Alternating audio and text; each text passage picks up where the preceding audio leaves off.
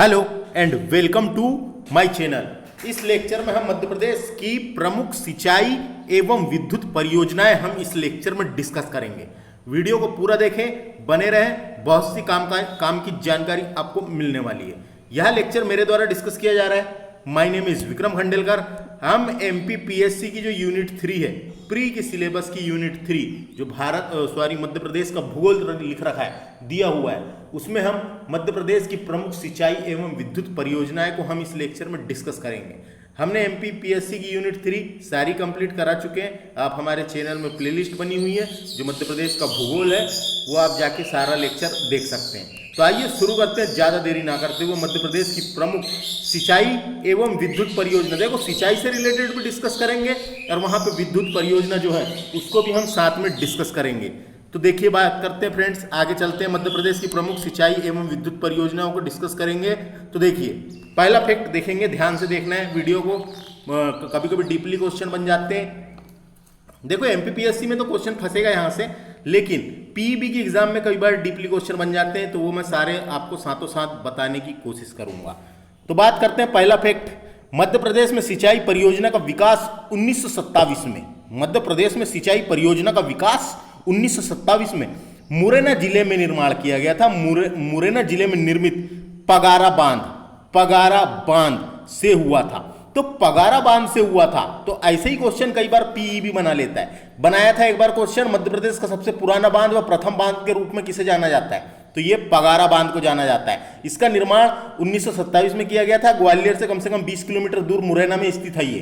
तो समझ में आ गया, ऐसे क्वेश्चन आएंगे कभी तो आप बना सकते हैं। पहला बांध, या पहला नहीं पूछेगा, पुराना है ना, सबसे पुराना या प्रथम बांध के रूप में ऐसा। लेकिन आपको आगे बढ़ेंगे अभी तो देखना क्वेश्चन चेंज हो जाएगा। बात करते हैं नेक्स्ट फैक्ट, आर्थिक सर्वेक्षण 2018-19 के अनुसार मध्य प्रदेश का सर्वाधिक सिंचित जिला ग्वालियर है और सर्वाधिक सिंचित फसल गेहूं है। तो जैसा क्वेश्चन आएगा वैसा जवाब देना है। आर्थिक सर्वेक्षण 2018-19 के अनुसार जो रिपोर्ट आई थी, उसमें हमें यह पता चला कि मध्य प्रदेश का सर्वाधिक सिंचित जिला कौन सा है, ग्वालियर है, तथा सर्वाधिक सिंचित फसल पूछेगा तो गेहूं लगा सकते हैं आप। मध्य प्रदेश में जल संसाधन विभाग, एक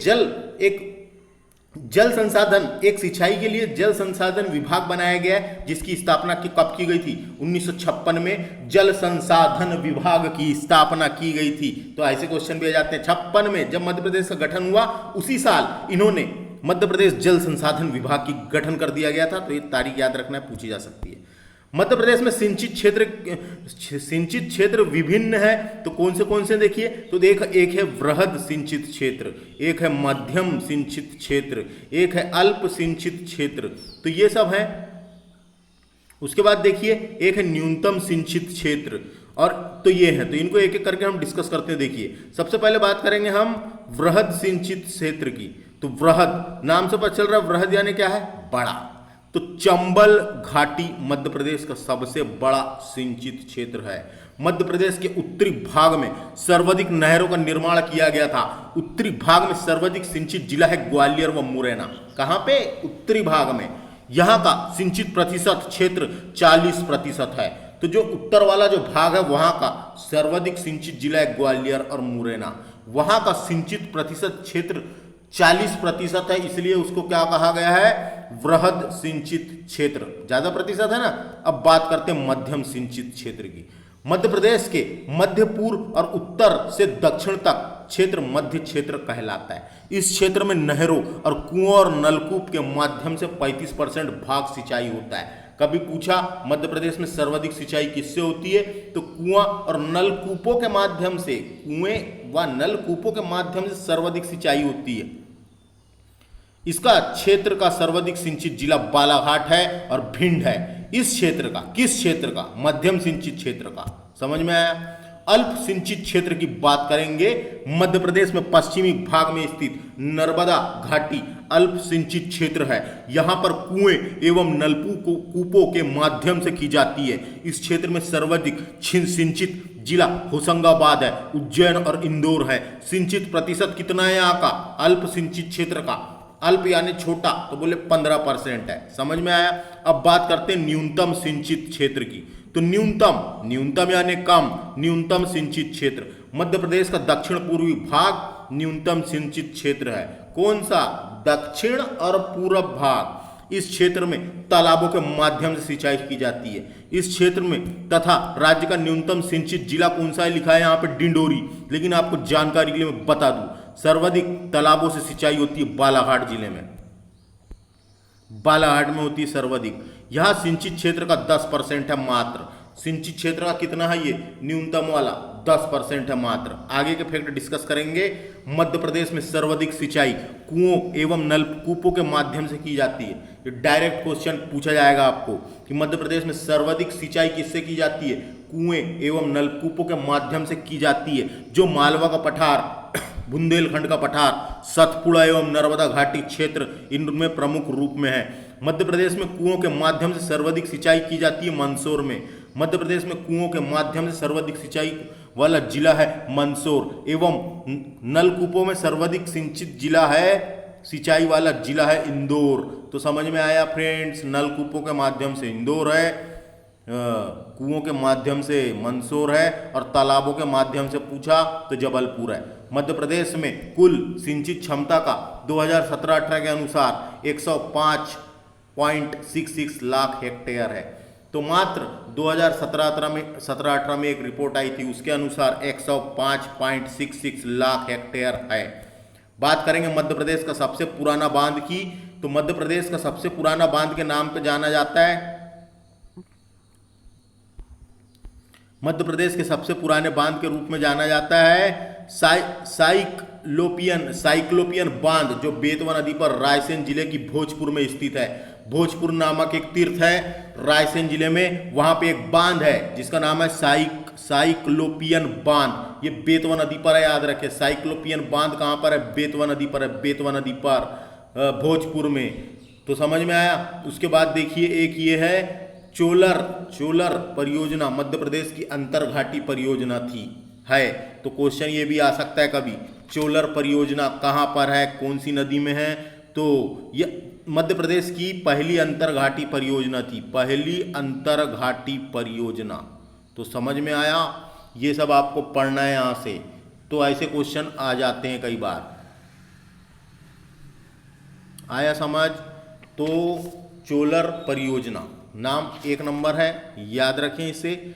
चोलर परियोजना क्या है, ये अंतरघाटी परियोजना।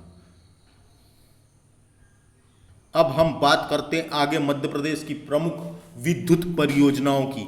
तो देखिए यहाँ पे पूरी मध्य प्रदेश की बहुउद्देशीय योजनाएं या परियोजनाएं हम डिस्कस करने वाले हैं। बने रहे वीडियो पे और वीडियो को ध्यान से देखें। तो देखिए बात करते हैं चंबल घाटी परियोजना की। यहाँ मध्य प्रदेश की पहली नदी घाटी परियोजना है, डायरेक्ट क्वेश्चन कभी पूछ लिया जाता है। चंबल घाटी परियोजना मध्य प्रदेश की पहली नदी घाटी परियोजना है।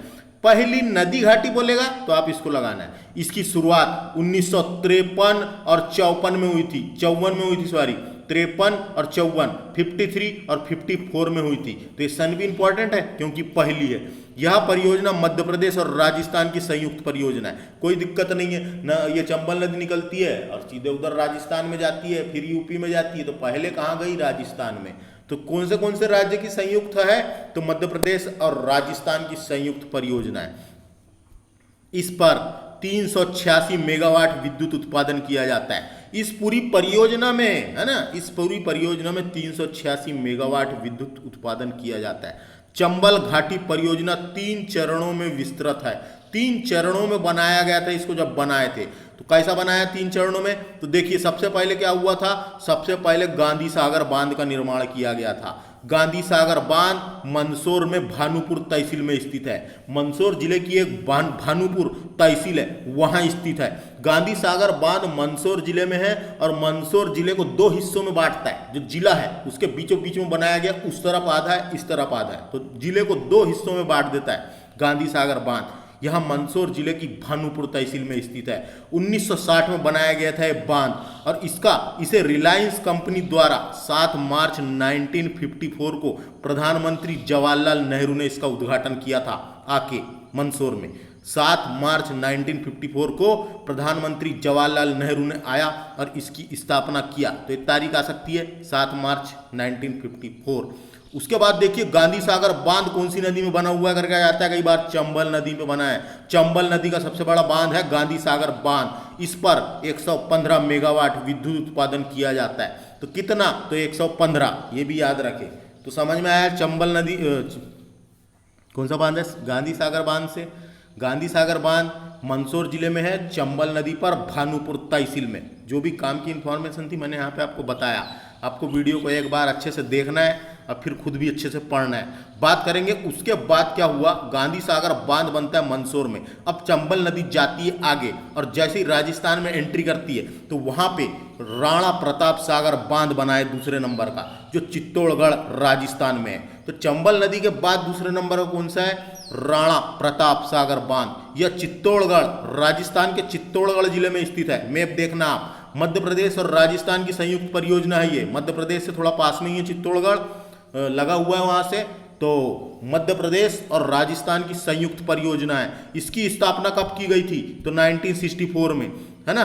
पहले ये बना, फिर उधर बनाने गए तो वहां पे इसकी स्थापना करें 1964 में। तो इसकी वजह से इंपॉर्टेंट नहीं है, लेकिन याद रख सकते हैं आप। चंबल नदी पर आइए, इसमें भी विद्युत बना रहे हैं। 172 मेगावाट बिजली की उत्पादन किया जाता है। तो समझ में आया, चंबल नदी पे गांधी सागर बांध है। ये नदी गई, पहले आया गांधी सागर, फिर आया कौन सा? राणा प्रताप। उसके बाद जवाहरलाल नेहरू और कोटा बैराज। तो समझ में आया। वैसे आपको जानकारी के लिए मैं आगे बताऊंगा काम की चीजें। तो देखो जवाहर सागर बांध जो है ये राजस्थान के बोरावस के समीप निर्मित है। राजस्थान के बोरावर, ये कुल मिला के बोरावर जगह का नाम है, लेकिन ये कोटा जिले में है राजस्थान के। जो जवाहर सागर बांध है इसी को तो कोटा बैराज बांध के रूप में जाना जाता है। यहाँ पे अलग लिख दिया इसने, चलो कोई बात नहीं। तो यह राजस्थान के बोरावस के समीप निर्मित है। इसकी स्थापना 1971 में की गई थी। कब? इसकी स्थापना 1971 में ही कर डाले और इसमें विद्युत उत्पादन 99 मेगावाट किया जाता है। समझ में आ गया। जवाहर सागर बांध पूछा तो ये भी चंबल नदी पे कोटा में, स्थापना 1971। उसके बाद इसी का नाम था, कई बार बोलते हैं, कई बुकों में लिखा है कोटा बैराज बांध। तो कोटा बैराज बांध किस नदी पे है? अरे इसी का पुराना नाम था, कोटा जगह का नाम, बैराज नाम रख दिए थे। यह राजस्थान के कोटा जिले में स्थित है। इसकी स्थापना 1954 में हुआ और 1982 में पूर्ण रूप से बन के तैयार हो गया था ये। तो समझ में आ गया फ्रेंड्स। चंबल नदी पे 3 बांध मिले हमको। पहला मिला गांधी सागर बांध मंदसौर में, दूसरा मिला जवाहर राणा प्रताप सागर बांध चित्तौड़गढ़ में है, और तीसरा जवाहर सागर बांध जो कोटा में है, बैराज बांध के रूप में जाना जाता है। तो समझ में आया चंबल नदी के बारे में। चंबल घाटी परियोजना मध्य प्रदेश की पहली नदी घाटी परियोजना थी। इस योजना की शुरुआत 1951 में प्रथम पंचवर्षीय योजना के दौरान जवाहरलाल नेहरू ने 7 मार्च 1954 में हुई थी तथा इसका समापन द्वितीय पंचवर्षीय योजना के दौरान हो गया था। तो आप समझ में आ गया चंबल नदी घाटी परियोजना। अब बात करेंगे नर्मदा घाटी परियोजना की। यह मध्य प्रदेश की सबसे बड़ी परियोजना है। क्या समझ में आया? यह मध्य प्रदेश की सबसे बड़ी परियोजना है। अभी ऊपर क्या बात हुई थी? मध्य प्रदेश की पहली नदी घाटी परियोजना है। यह मध्य प्रदेश की सबसे बड़ी परियोजना है नर्मदा घाटी परियोजना। प्रतिशत के हिसाब से देखा जाए तो सबसे बड़ी परियोजना है नर्मदा नदी परियोजना। नर्मदा घाटी परियोजना भारत की 5वीं बड़ी नदी घाटी परियोजना है। देखो नर्मदा नदी पे बनाई गई है और नर्मदा नदी जो है मध्य प्रदेश की जीवन रेखा नर्मदा, ये भारत की 5वीं बड़ी नदी है। भारत की 5वीं बड़ी नदी है, इसलिए यहाँ लिख रखा है नर्मदा घाटी परियोजना भारत की 5वीं बड़ी नदी घाटी परियोजना है। यह मध्य प्रदेश में है, गुजरात और महाराष्ट्र और राजस्थान की संयुक्त परियोजना है। तो चारों राज्यों की संयुक्त परियोजना है ये। तो इसको ये मत समझ लेना कि राजस्थान में नहीं है, वैसा नहीं है। नर्मदा घाटी परियोजना कितने राज्यों की परियोजना है? तो 4 राज्यों की। कौन से 4? मध्य प्रदेश भी हो गया, गुजरात भी हो गया, महाराष्ट्र भी हो गया, राजस्थान भी हो गया। अब उत्तर प्रदेश उधर दूर है तो उसको गिनेंगे क्या? जबकि 5 ही राज्यों को तो छूती है मध्य प्रदेश की सीमा, तो उत्तर प्रदेश की नहीं है। तो अब समझ में आ जाएगा आपको 4 राज्यों की संयुक्त परियोजना है। इसके तहत क्या क्या बनाया गया? तो देखो इसके तहत 3000 छोटे बांध इसके तहत 3000 छोटे बांध, 137 मध्यम बांध और 29 बड़े बड़े बांध बनाए गए हैं। तो उसमें से हम इंपॉर्टेंट वाले देखेंगे। सबसे पहले बात करेंगे हम गांधी सागर बांध की, इंदिरा सागर बांध की। तो इंदिरा सागर बांध, इसका पुराना नाम क्या था फ्रेंड्स? पुनासा डैम इसको ही कहते थे, पुनासा डैम कहते थे, इसका पुराना नाम था। ये खंडवा जिले में है। तो बात करेंगे इसके बारे में, समझ लेते हैं अच्छे से क्या है ये। तो देखो, इंदिरा सागर परियोजना नर्मदा नदी पर स्थित है। ऐसा क्वेश्चन आएगा, कहां पर है? नर्मदा नदी पर, जो मध्य प्रदेश के खंडवा जिले में पुनासा ग्राम में स्थित है, इसलिए इसको पुनासा डैम कहते थे। इसकी रिलायंस इसको भी रिलायंस कंपनी ने बनाया था। रिलायंस बोल दिया मैंने, गलत बोल दिया। इसका शिलान्यास किसने किया करके आ सकता है क्वेश्चन। इसका शिलान्यास श्रीमती इंदिरा गांधी ने 1983 में किया था। देखो 1983 में इसका शिलान्यास करी थी। 1983 में इसका शिलान्यास करी किसने? इंदिरा गांधी ने। उसके बाद क्या हुआ? शिलान्यास करके इंदिरा गांधी चले गई उधर वापस। उसके बाद 31 के बाद कौन सा महीना है याद नहीं आ रहा है।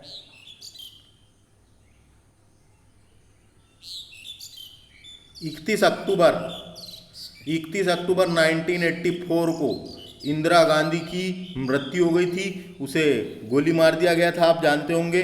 तो इंदिरा गांधी की मृत्यु हो गई। अब शिलान्यास कर दी थी इंदिरा गांधी ने, तो इंदिरा गांधी नाम रख दिया गया इस बांध का। तो इस बांध का नाम इंदिरा गांधी रख दिया गया, इंदिरा गांधी परियोजना या इंदिरा सागर बांध। समझ में आया? पहले इसको पुनासई डैम बोलते थे। तो इसका उद्घाटन किसने करे या शिलान्यास किसने किया, पूछा जा सकता है। 1983 में इंदिरा गांधी ने की थी। इस बांध के द्वारा 27 लाख हेक्टेयर क्षेत्र की सिंचाई तथा 2004 से 2010 तक 1000 मेगावाट विद्युत उत्पादन किया जाता है। तो समझ में आया? इंदिरा सागर बांध से क्या क्या याद रखना है वो देखते हैं हम। तो यहाँ मध्य प्रदेश की सबसे बड़ी परियोजना है इंदिरा सागर बांध डैम। उसका पुराना नाम था खंडवा में। तो ये समझ में आ गया इंदिरा सागर बांध से जैसे भी क्वेश्चन आए। देखो, इंदिरा सागर बांध के बाद क्या होता है? नर्मदा नदी जब आगे जाती खंडवा के बाद, कहाँ? खरगोन में। तो खरगोन में उसको मिलता है महेश्वर बांध। यहां नहीं लिख रखा है, शायद लिखा है महेश्वर बांध। तो महेश्वर बांध भी नर्मदा नदी पर है। महेश्वर नाम का तीर्थ कहां पर है? खरगोन में। तो वहीं पे एक बांध है जिसका नाम रख दिया महेश्वर बांध। यह मध्य प्रदेश के खरगोन जिले में नर्मदा नदी पर स्थित है। इस परियोजना में 40 मेगावाट का विद्युत उत्पादन किया जाता है। तो महेश्वर बांध कहां पर है? खरगोन में। लेकिन मैंने बता दिया तो आपको ये खरगोन, लेकिन खंडवा में ही एक और बांध है। खंडवा में एक बांध हमने कौन सा पढ़े? इंदिरा सागर।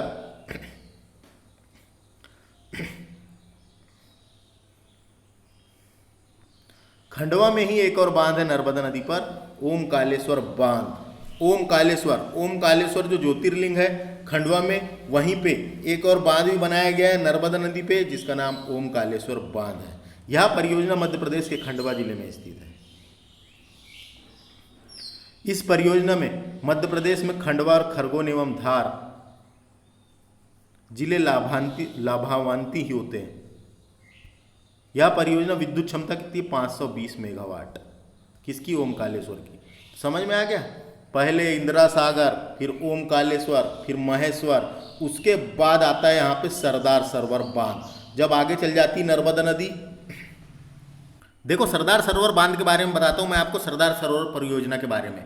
सरदार सरोवर परियोजना गुजरात के नर्मदा जिले का नाम क्या है? नर्मदा जिले में स्थित है। सरदार सरोवर बांध भारत के सबसे बड़े डैम को बनाने, भारत का सबसे बड़ा डैम बन गया। ये भारत का सबसे बड़ा डैम बन गया है। उसके बाद देखो, सरदार पटेल जी ने 1945 में सरदार सरोवर बांध को बनाने की पहल की थी। सबसे पहले क्या हुआ था इसकी हिस्ट्री जानते हैं। 1945 में सरदार पटेल जी ने इस बांध को बनाने की पहल की थी। उसके बाद 1961 में पंडित जवाहरलाल नेहरू ने इसकी नींव डाली। तो क्या हुआ, उसके बाद नींव डाली तो पर्यावरण और सामाजिक कर्ताओं के विरोध की वजह से दशकों तक यह टलते रहा, यह प्रोजेक्ट टलते रहा। उसके बाद नरेंद्र मोदी ने 17 सितंबर 2017 को प्रधानमंत्री नरेंद्र मोदी के द्वारा इस बांध का लोकार्पण किया गया। तो समझ में आ गया, ऐसा हुआ था। और 17 सितंबर को किया, और 17 सितंबर को ही नरेंद्र मोदी का बर्थडे आता है, तो यानी कि बर्थडे आता है तो 17 सितंबर 1950 की पैदाइश है ये। तो 17 सितंबर 1950 को इनका जन्म हुआ था बड़नगर गुजरात में नरेंद्र मोदी का। अपन बात करेंगे सिर्फ यहाँ पे सरदार सरोवर बांध की। तो सरदार सरोवर बांध परियोजना नर्मदा नदी पर गुजरात के बड़ोदरा जिला, देखो बड़ोदरा जिले के बाद नर्मदा जिला आता है, तो ये बड़ोदरा जिला पहले था, अब टूट गया, 2-3 जिले बन गए वहाँ, दाहोद और क्या क्या नाम के हैं जिले में, किवाडिया गांव के समीप निर्मित है। यह परियोजना मध्य प्रदेश, गुजरात, राजस्थान और महाराष्ट्र की संयुक्त परियोजना है। 4 राज्यों की संयुक्त परियोजना है दोस्तों, याद रखना है। कैसे याद रखोगे, सरदार, 4 शब्द है ना, तो 4 शब्द को निकाल लो तो चारों राज्य मिल जाएंगे आपको। अब उत्तर प्रदेश की तो होगी नहीं, उत्तर प्रदेश तो उधर दूर है, तो 4 राज्यों की संयुक्त परियोजना है, याद रखना है, पूछा जाता है। गुजरात, राजस्थान, महाराष्ट्र और क्या है, मध्य प्रदेश की संयुक्त परियोजना है। इस परियोजना की आधारशिला 5 अप्रैल 1961 को पंडित जवाहरलाल नेहरू ने रखी थी। उसके बाद क्या हुआ, 17 सितंबर 2017 को प्रधानमंत्री नरेंद्र मोदी द्वारा इसका लोकार्पण किया गया। इस परियोजना में 1450 मेगावाट विद्युत उत्पादन होता है। यह भारत का दूसरा ऊंचा बांध है, बोल रहा है, ये ऊंचा की बात हो रही है ना, यहाँ पे बड़ा की नहीं, बड़ा तो है। नर्मदा बचाओ, देखो बहुत सारे विरोध हुए थे, ये बांध बन रहा था तो बोले बहुत बड़ा बांध है, जो भी है पर्यावरण को दिक्कत होगी, इसको उसको, तो इसके लिए नर्मदा बचाओ आंदोलन चलाया गया था। नर्मदा बचाओ आंदोलन के जो नेता थे वो थे मेधा पाटकर जी थे इस आंदोलन के नेता। तो डायरेक्ट क्वेश्चन आता है, नर्मदा बचाओ आंदोलन के नेता कौन थे, मेधा पाटकर, जिन्होंने 1989 में नर्मदा बचाओ आंदोलन की तीव्र रखी थी, जिन्होंने 1989 में नर्मदा बचाओ आंदोलन की नींव रखी थी। तो समझ में आ गया, सन भी याद रखें और ये याद रखें। तो सरदार सरोवर बांध समझ में आया, और यहाँ से क्या क्वेश्चन बन सकते हैं बता रहा हूँ मैं आपको। वैसे क्वेश्चन आता तो नहीं है, लेकिन इस बांध की ऊंचाई 138 मीटर है, 138 मीटर है। इसके 30 गेट है, 4 राज्यों की संयुक्त परियोजना है, गुजरात, महाराष्ट्र, ये सब बता दिया, और 30 गेट है, बस ऐसा याद रखें। तो समझ में आ गया, सरदार सरोवर बांध नर्मदा नदी पे सरदार पटेल जी के नाम पे रखा गया है। अब आपको मैं बताता हूँ, जो सरदार सरोवर बांध नर्मदा नदी पे बना हुआ है नर्मदा जिले में, वो सरदार सरोवर बांध से 3.2 किलोमीटर दूर, 3.2 किलोमीटर दूर यानी आगे साधु बेट नामक स्थान पर नर्मदा नदी के तट पर एक टापू पर स्टेच्यू ऑफ लिबर्टी बनी हुई है, जो सरदार पटेल जी की जो गलत बोल दिया मैंने, स्टेच्यू ऑफ यूनिटी बनी हुई है, स्टेच्यू ऑफ यूनिटी बनी हुई है, जो सरदार पटेल जी की सबसे ऊंची जो मूर्ति, जो विश्व की सबसे ऊंची मूर्ति बन गई है, वो साधु बेट नामक स्थान पर स्टेच्यू ऑफ यूनिटी बनी हुई है, ये बांध के थोड़ा सा आगे। तो स्टेच्यू ऑफ यूनिटी कहाँ पर है, गुजरात में, नर्मदा नदी बांध के 3.2 किलोमीटर दूर, है ना।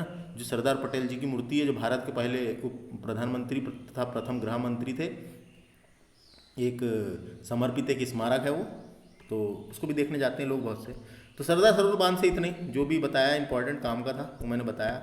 ओमकालेश्वर बांध डिस्कस करते हैं। अब ये भी नर्मदा नदी पर है, खंडवा में है, मैंने बता दिया। इस परियोजना में खंडवा जिले में खरगोन धार इधर सब होता है जिला। ये रानी अवंती 22 सागर परियोजना, जिसे बरगी परियोजना के नाम से जाना जाता है, जिसे बरगी बांध सुने होंगे आपने, कहाँ पर है, ये जबलपुर में, बरगी नामक ग्राम में। तो देखो कई बार कंफ्यूजन आता है यहाँ से कि बरगी बांध किस नदी पे है, कई बार क्वेश्चन आता है। अगर बरगी बांध किस नदी में क्वेश्चन आया और ऑप्शन में नर्मदा नदी रहा तो आप नर्मदा लगाना, बरगी बांध किस नदी पे है, नर्मदा। लेकिन अगर आपको आता है बरगी बांध किस नदी पे है, तो बरगी बांध जो है बरगी नदी पे है फ्रेंड्स। अगर बरगी ऑप्शन देगा तो बरगी लगाना, नर्मदा में नहीं है, समझ लो। फिर बरगी ऑप्शन दिया तो नर्मदा में नहीं है, वो बरगी नदी पर है। तो जैसा ऑप्शन रहेगा उस हिसाब से करना है। जबकि वो रियल में ऐसा देखा जाए तो मैं एक बार देखने गया था लेकिन समझ में नहीं आया, तो वो बरगी नदी पे बनाया गया है, बरगी बांध जो है बरगी ग्राम में बरगी नदी पे बनाया गया। फिर बरगी नदी आगे जाके उसमें मिल जाती है नर्मदा में पास में ही, तो बरगी नदी पर है। लेकिन अगर आपको ऑप्शन नर्मदा नदी आएगा तो नर्मदा लगाना है, नर्मदा और बरगी दोनों आ गया तो बरगी लगाना है, और सिर्फ बरगी आ गया तो बरगी लगाना है। लेकिन नर्मदा आ गया बरगी नहीं रहा तो नर्मदा लगा दो, कोई दिक्कत नहीं है। ऐसा ऑप्शन के हिसाब से खेलना है उसको थोड़ा सा। तो बात करेंगे यहाँ पे इस परियोजना मध्य प्रदेश के जबलपुर जिले में नर्मदा नदी पर निर्मित है। इसकी कुल जल विद्युत उत्पादन 90 मेगावाट है। इसकी कुल जल विद्युत उत्पादन कितना है? 90 मेगावाट। अब जो बरगी परियोजना, इस परियोजना का नाम रख दिए क्या? रानी अवंतीबाई सागर परियोजना। रानी अवंतीबाई लोधी परियोजना ही बोल सकते हैं इसको, लोधी अवंतीबाई जो भी जैसा ही बोल सकते हैं, रानी अवंतीबाई है ना। तो ये कंफ्यूज नहीं होना इसमें, रानी अवंतीबाई। रानी अवंतीबाई मंडला की थी, रामगढ़ मंडला, तो ये आप कंफ्यूज मान लेते हैं कई बार। और ये रानी दुर्गावती समझ लेते हैं, रानी दुर्गावती नहीं है, रानी दुर्गावती भी की समाधि भी जबलपुर में है, लेकिन ये रानी अवंतीबाई के नाम पे परियोजना का नाम है ना। समझ में आया? महेश्वर बांध समझ में आ गया, खरगोन में है। परियोजना कितना? 40 मेगावाट, नर्मदा नदी पर है। चोरल परियोजना ये इंदौर में है, चोरल नदी पर। समझ में आया? परियोजना का नाम है चोरल परियोजना, इंदौर में है। डायरेक्ट आएगा कई बार, कहाँ पर है? इंदौर में। कौन सी नदी पे? चोरल नदी पे। तवा बांध परियोजना, तवा नदी के बारे में पढ़े होगे आपने। बाएं तट से मिलती है नर्मदा नदी में तवा नदी, तो वहीं पे तवा बांध भी बना हुआ है, और यही तवा बांध भी बना हुआ है। यह परियोजना होशंगाबाद जिले में इटारसी तहसील में तवा नदी पर स्थित है। इटारसी तहसील में तवा नदी पर स्थित है। इस परियोजना को 1960 में प्रारंभ किया गया था। इस परियोजना में 1000 मेगावाट विद्युत उत्पादन किया जाता है, तवा बांध परियोजना में। उसके बाद अगला क्वेश्चन देखिए, बाण सागर परियोजना। बाण सागर परियोजना यह है बेतवा नदी पे बता रहा हूं मैं। बाण सागर परियोजना के तहत जो बांध बनाया गया है, बाण सागर बांध, वो देवलोद में है, जो शहडोल जिले में एक देवलोद नाम की जगह है, देवलोद नाम की जगह है, तो वहां पे बनाया गया ये बांध। तो ये कभी पूछा जा सकता है बाण सागर बांध कहाँ पर है, तो आप सोचेंगे बांध तो आई नहीं, परियोजना है। वैसा नहीं है, एक बांध भी है, परियोजना भी है, बांध भी है एक। तो बाण सागर बांध ये मध्य प्रदेश के शहडोल जिले में देवलोध नामक स्थान पर सोन नदी पर स्थित है। डायरेक्ट आता है, कौन सी नदी पे स्थित है? सोन नदी पे स्थित है। यह परियोजना, कौन सी परियोजना? यह परियोजना। यह परियोजना कहाँ चले गया, कहाँ गया अरे दादा, यह परियोजना जो है मध्य प्रदेश, उत्तर प्रदेश और बिहार की संयुक्त परियोजना है। देखो ये नदी ऐसी निकली, कहाँ से? अमरकंटक से निकली, इधर गई सबसे पहले, इधर गई कहाँ पे? उत्तर प्रदेश में। मध्य प्रदेश से निकली, उत्तर प्रदेश में गई, फिर यहाँ से बिहार में चले गई। तो 3 राज्य में, बिहार में जो है पटना के पास दानापुर नामक स्थान पर गंगा नदी में मिल जाती है सोन नदी। तो ये 3 राज्यों की संयुक्त परियोजना है। समझ आया? 3 राज्यों की संयुक्त परियोजना है, ये गड़बड़ नहीं करना है इसमें। अपन कहेंगे बिहार तो बहुत दूर है, लेकिन वैसा नहीं है, वहां तक गई है ना। तीनों राज्यों को लाभ हो रहा है, इसलिए तीनों राज्यों की संयुक्त परियोजना है। उत्तर प्रदेश, मध्य प्रदेश और बिहार की संयुक्त परियोजना है।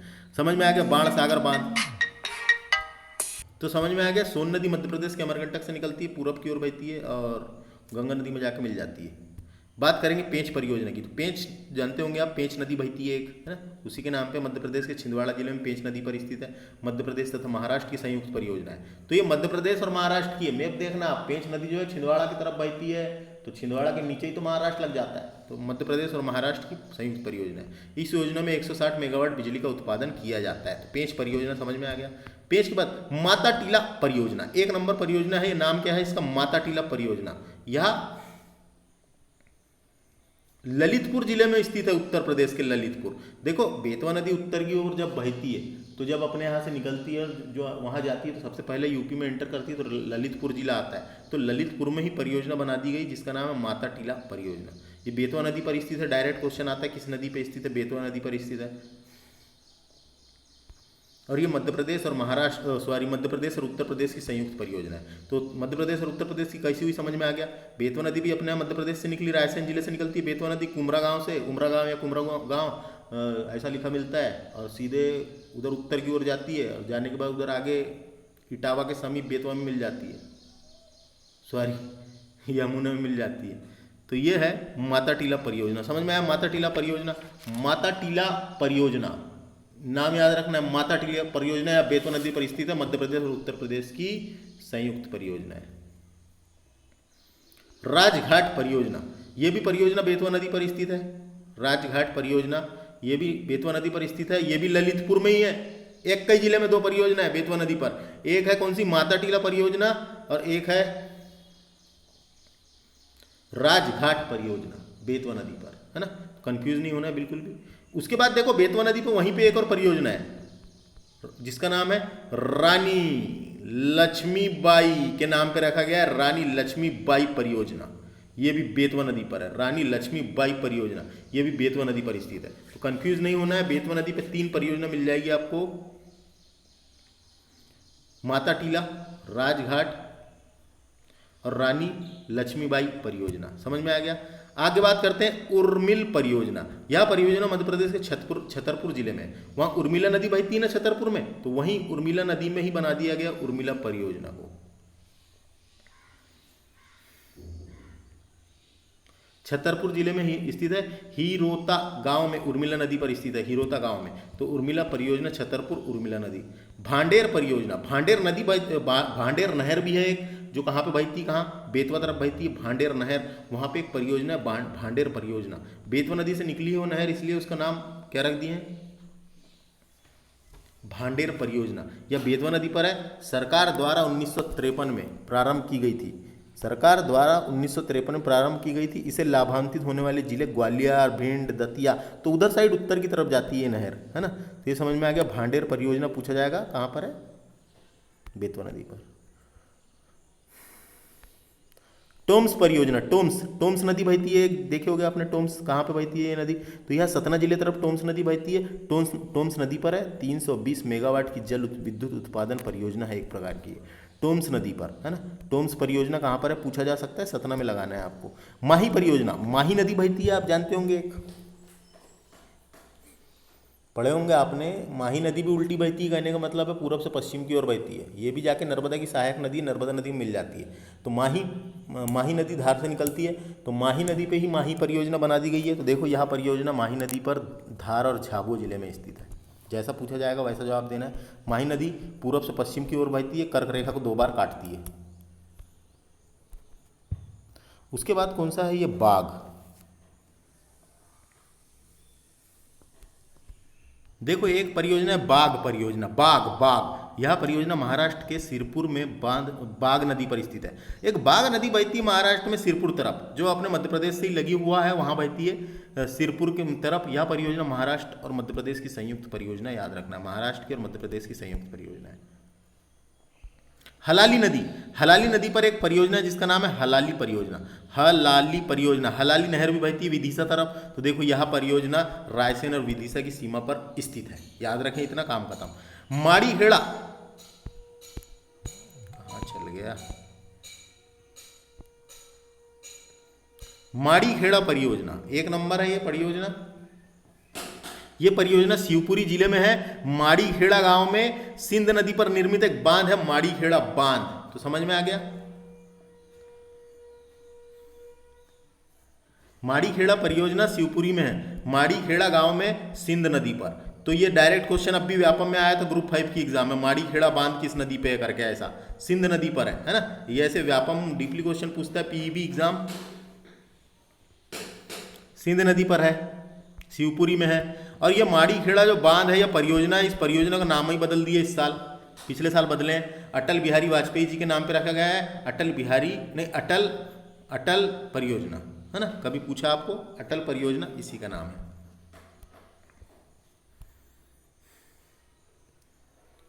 थावर परियोजना देखते हैं। थावर, यह मंडला जिले के समीप स्थित है। थावर परियोजना मंडला जिले के समीप स्थित है। अब कभी ऐसा क्वेश्चन आया तो अपन तो कंफ्यूज ही हो जाएंगे, मंडला है कहाँ, मंडला में है क्या नहीं। तो थावर परियोजना मंडला में थावर नदी पर स्थित है।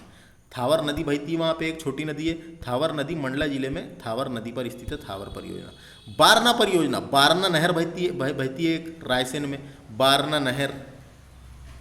ये मैं एक्स्ट्रा चीज क्यों बता रहा हूँ आपको, नहर बहती है, ये वो कभी नहर ही पूछ लिया तो। विश्व बैंक की सहायता से रायसेन जिले में बारना नदी पर निर्मित बारना परियोजना है। बारना नहर भी रायसेन में है। कोलार परियोजना, कोलार परियोजना सीहोर में कोलार नदी पर स्थित है। कोलार नदी कहाँ बहती है? शिवपुरी तरफ, सॉरी सीहोर तरफ। सीहोर, कोलार नदी सीहोर जिले पर स्थित है। नर्मदा की सहायक नदी कोलार, पढ़े होगे आपने, है ना। विश्व बैंक की सहायता से निर्मित की गई है कोलार परियोजना, कभी पूछा जा सकता है कौन सा? विश्व बैंक की सहायता से। सुक्ता परियोजना की बात करेंगे अब हम। सुक्ता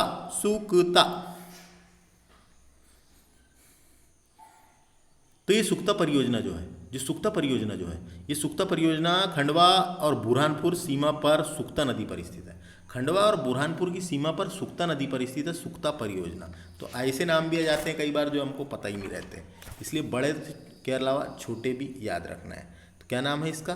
सुक्ता परियोजना। सुक्ता परियोजना खंडवा और बुरहानपुर में सुक्ता नदी पर। अटल सागर परियोजना की बात करेंगे अब। तो वही परियोजना तो है जो अभी मैंने बताया था आपको, माड़ीखेड़ा परियोजना शिवपुरी में थी, उसी का नाम अटल सागर परियोजना रख दी है। यह परियोजना शिवपुरी जिले में सिंध नदी पर माड़ीखेड़ा बांध पर निर्मित किया गया है। इस परियोजना को 2018 में अटल सागर परियोजना का नाम दिया गया। मैंने बताया ना 2018 में नाम पत्र बदले थे। इस परियोजना में 1.62 लाख हेक्टेयर में सिंचाई तथा 60 मेगावाट विद्युत जल का क्षमता का प्रस्तावित है उत्पादन किया जाता है। तो ऐसा है। तो देखो ये सब परियोजनाएं पढ़ना पड़ता है दोस्तों, तो ये वाली परियोजनाएं आपको पूरी पढ़ना होना। इसके अलावा मैं आपको बताता हूँ जो छोटी छोटी और इम्पॉर्टेंट, यहाँ से छोटा सा वीडियो देख लो। देखो एक मुरुम नाला, ये बालाघाट जिले में एक सिंचाई टैंक का निर्माण बहुत पहले कर दिया गया था 1936 में अंग्रेजों ने बालाघाट जिले में। तो ये भी एक बार पीईबी में क्वेश्चन बन चुका है। तो मुरुम नाला एक सिंचाई टैंक, ये बालाघाट जिले में 1936 में बना था, ये याद रखना है। उसके बाद एक पलाकामती सिंचाई तालाब, ये रायसेन में है, ये भी इंपॉर्टेंट है। उसके बाद देखो जो हलाली परियोजना हमने पढ़े थे अभी, हलाली परियोजना, यहाँ से जो क्वेश्चन बता रहा हूँ मैं जो आपको इंपॉर्टेंट बन सकते हैं। और कहाँ गई ये हलाली परियोजना? इस परियोजना का नाम, इसका अन्य नाम है सम्राट अशोक सागर परियोजना। सम्राट अशोक के नाम पे रखा गया, सम्राट अशोक सागर परियोजना। तो ये कभी पूछा तो हलाली परियोजना का ही नाम है। समझ में आया? आगे चलते हैं और क्या इंपॉर्टेंट है। एक 52 थड़ी परियोजना है, 52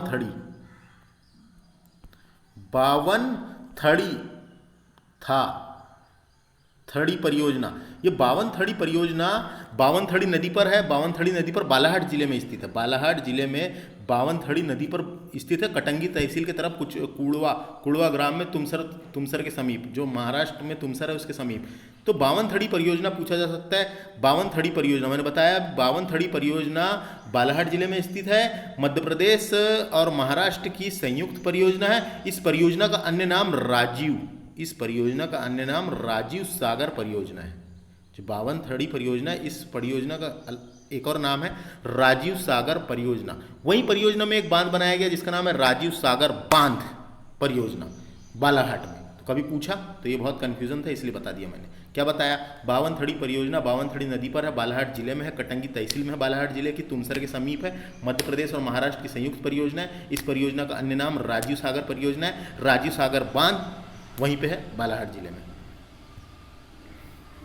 उसके बाद एक संजय सरोवर परियोजना यहाँ नहीं लिखी है, तो जो नहीं लिखी है उसको बता रहा हूँ मैं। संजय सरोवर परियोजना, वो राजीव सागर था, ये संजय सरोवर है।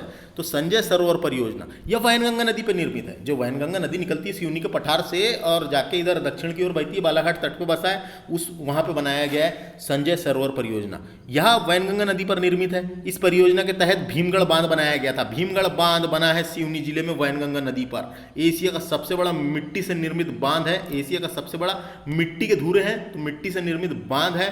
छपारा तहसील में आता है एक प्रकार का भीमगढ़। तो इस परियोजना के तहत भीमगढ़ बांध बनाया गया है, जो मिट्टी से निर्मित एशिया का सबसे बड़ा बांध है। उसे कीचड़ बांध के रूप में भी जाना जाता है, काई मिट्टी का है ना। तो समझ में आ गया। ये संजय सरोवर परियोजना का एक और नाम है जिसका नाम है अपर वैनगंगा परियोजना। वैनगंगा नदी में है, इसीलिए इसको क्या बोले, अपर वैनगंगा परियोजना। और वहाँ से ही एक नहर निकाली गई थी, वैनगंगा नहर। वैनगंगा नदी से वैनगंगा नहर निकाली गई थी, जो मध्य प्रदेश की पहली नहर थी। 1923 में अंग्रेजों द्वारा बनाई गई थी। ये याद रखना है। और जो वैनगंगा नहर जब बालाघाट में एंटर करती है, तो बालाघाट में जब एंटर करती है, वैनगंगा नदी जब बालाघाट में एंटर करती है तो वहां पे एक ढूटी बांध, ये भी वैनगंगा नदी पर स्थित है। ढूटी बांध लामटा के पास है ये, और इधर लालबर्रा के पास भी है ढूटी बांध। तो ढूटी बांध भी कहाँ बना हुआ है? वैनगंगा नदी पर है। समझ में आ गया? संजय सरोवर परियोजना उसी का नाम था, अपर वैनगंगा परियोजना। ढूटी बांध वैनगंगा नदी पर निर्मित है। उसके बाद और देखते हैं क्या इंपॉर्टेंट है। तो उसके बाद और कोई एक रिहंद परियोजना याद आ रही है, रिहंद परियोजना, रिहंद नदी पर है ये। रिहंद परियोजना रिहंद नदी पर है।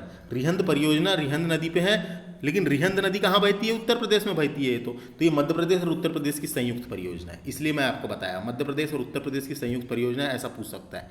एक है ईयू परियोजना। ईयू परियोजना ये मध्य प्रदेश और उड़ीसा की संयुक्त परियोजना है। मध्य प्रदेश की प्लस उड़ीसा की संयुक्त परियोजना, याद रखिए ईवी परियोजना। उसके बाद जोबट परियोजना इंपॉर्टेंट है, यहाँ लिखिए कि ठीक है, याद नहीं आ रहा है जोबट, यहाँ बता देता हूँ जोबट परियोजना। ये जोबट परियोजना जो है ये हाथीनी नदी पर है। हाथीनी नदी हमने पढ़े थे, नर्मदा के कौन से तरफ से मिलती है? ये बाएं ओर से आके मिलती है, बाएं तट से, बाएं दिशा से आके मिलती है। नर्मदा की सहायक नदी है हाथीनी नदी। और ये जोबट परियोजना का एक और नाम है चंद्रशेखर आजाद परियोजना। चंद्रशेखर आजाद, शहीद चंद्रशेखर आजाद के नाम पर रखा गया है। और ये परियोजना किस जिले में है? अलीराजपुर जिले में, ये याद रखें। एक और परियोजना है अपर वेदा परियोजना। अपर वेदा परियोजना जो है ये वेदा नदी पर है, खरगोन में। अपर वेदा परियोजना वेदा नदी पे है, खरगोन में। सीतारेवा परियोजना एक और है, सीतारेवा परियोजना। आप रिवीजन के हिसाब से लेक्चर को देख सकते हैं। सीतारेवा परियोजना छिंदवाड़ा में है ना। सीतारेवा नदी बहती है छिंदवाड़ा में सीतारेवा नाम की नदी बहती है, जिसे छिंदवाड़ा की जीवन रेखा कहते हैं, सीतारेवा नदी को। तो सीतारेवा नदी छिंदवाड़ा परियोजना का ही पूछा। तो उसके बाद एक और है देजिला देवड़ा परियोजना। ये कुंदा नदी पर है। कुंदा नर्मदा की सहायक नदी, कुंदा नदी खरगोन में है, देजिला देवड़ा परियोजना। एक रातापानी परियोजना है, रातापानी परियोजना, ये रायसेन जिले में है, कोई दिक्कत नहीं है। उसके बाद एक रनगांव परियोजना, ये केन नदी पर छतरपुर में है। रनगांव परियोजना केन नदी पर छतरपुर।